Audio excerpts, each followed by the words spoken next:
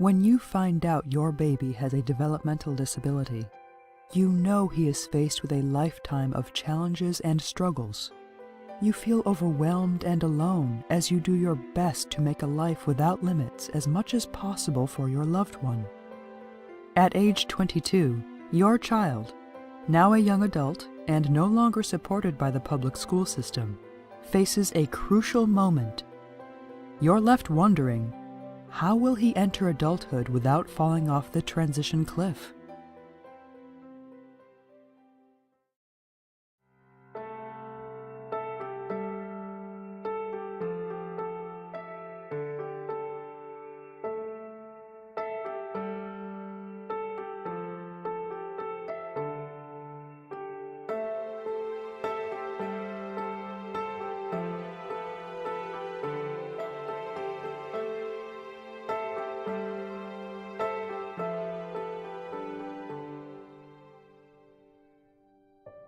Nobody signs up for this job like thinking that, oh, I'm trained for it, I know. You know, the most frightening time for all parents, and you are frightened of it from the moment you get the diagnosis for your child, is the moment that they're finished with the school district, because they are the ones that companion you all the way through, and then suddenly they're not going to be there.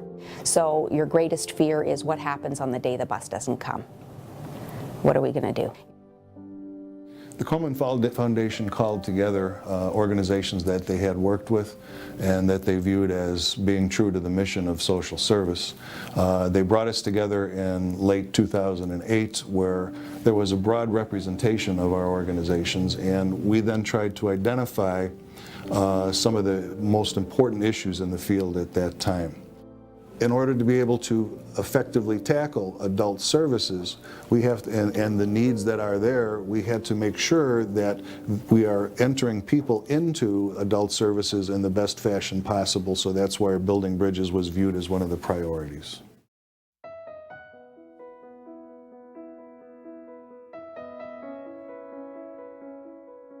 Each of the organizations that's part of Intersect for Ability is one of our grantees, and had been one of our grantees prior to Intersect for Ability being formed. So when we invited the organizations to be part of something that became Intersect, they were trusted organizations to us. They're ones we had provided grants to, we had seen their performance, we had really been impressed by the work that they do.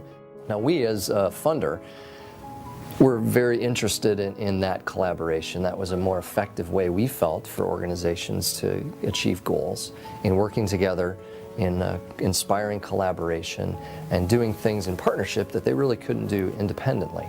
And Intersect for Ability has been the genesis of a lot of collaborative projects, and the Building Bridges initiative is probably the most successful or the most impactful of those.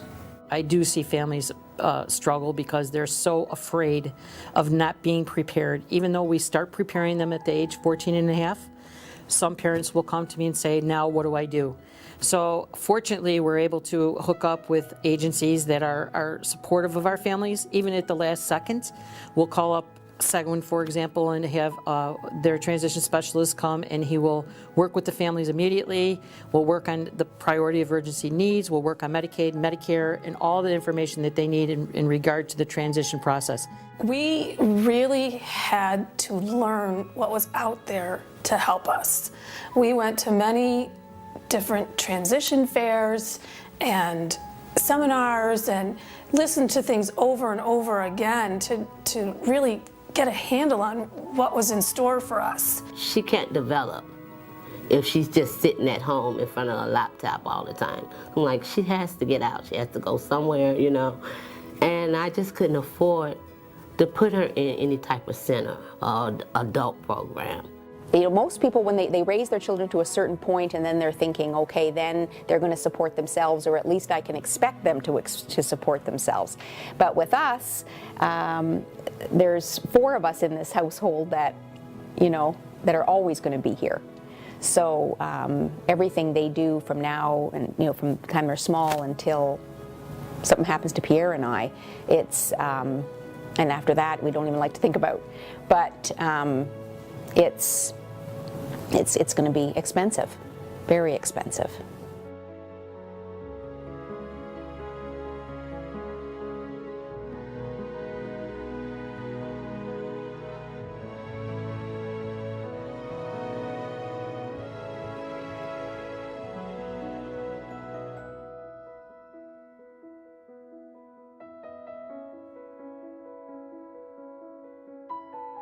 our objective through Building Bridges for the Future is to assist people, but then also through that assistance is to help fix the system. Because there are more and more folks that are coming out of school right now, that we have a waiting list in the state of Illinois of more than 23,000 individuals waiting for services, sitting at home waiting for services. And we do know, especially with the increased incidence of autism, that the system is going to be challenged even more and more as we go forward.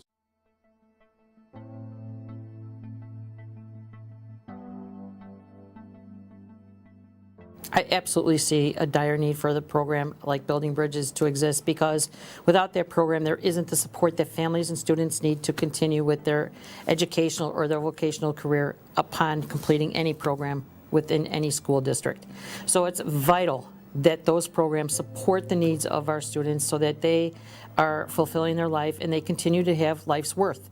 So I think it's absolutely a necessity. I think it's very unique with every family, of course, because of where they're coming from and what they need. Once you sit down with them, what we like to do is actually present options and not opinions. Since starting Building Bridges, we've been able to actually have more students transition into Barb Wilson Center of Hope, which is the work program.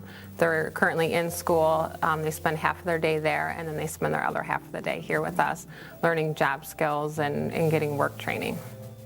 I can only hope that everyone that has a special needs child meets and run into someone as nice as Miss Sharon Butterfield from Park Lawn, because she went over and above the call of duty. She didn't have to, and she just wouldn't let me quit. There's no way I could have done for Caitlin what the transition services have done for her.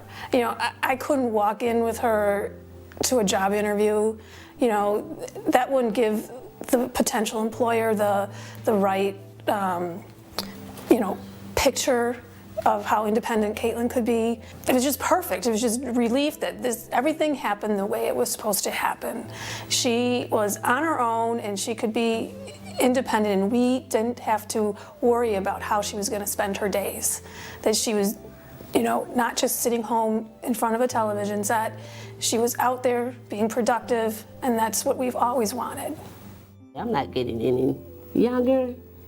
My sisters are older than I am, and I just want to make sure my child is taken care of and not just wasting away in some kind of hospital or center or, you know.